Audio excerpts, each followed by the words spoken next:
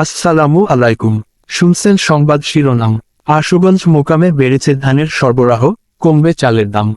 এখন শুনবেন বিস্তারিত।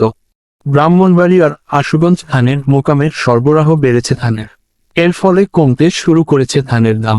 গেল কয়েকদিনে সব জাতের ধানের দাম মণ প্রতি 20 থেকে 30 টাকা পর্যন্ত কমেছে।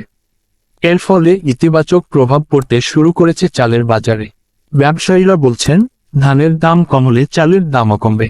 মঙ্গলবার 1 জুলাই খোঁজ নিয়ে জানা গেছে, ঈদুল আজহার পর থেকে মোকামে ধানের আমদানি কম হওয়ায় বাড়তে থাকে দাম। মূলত বৈরী আবহাওয়ার কারণে মোকামে ধানের আমদানি কমিয়ে দেন ব্যবসায়ীরা। এছাড়া কৃষকরাও দাম বাড়ার অপেক্ষায় থাকায় বাজারে ধান ছাড়েননি। এর ফলে সংকটের কারণে বাড়তে থাকে ধানের দাম, যার প্রভাব পড়ে চালের বাজারে।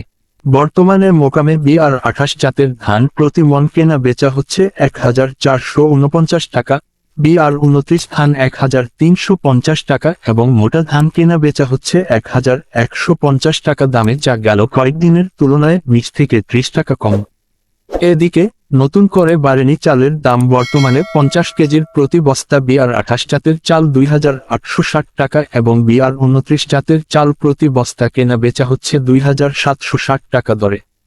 আশুগঞ্জ উপজেলা চালকল মালিক সমিতির সাবেক সাধারণ সম্পাদক মোহাম্মদ ওবায়দুল্লাহ জানান, ধানের দাম বাড়ার কারণে চালের দামও ঊর্ধ্বমুখী ছিল।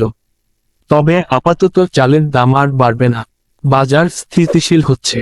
এখন ধানের বাজার দর নিয়ন্ত্রণে থাকলে চালের দরও কমবে।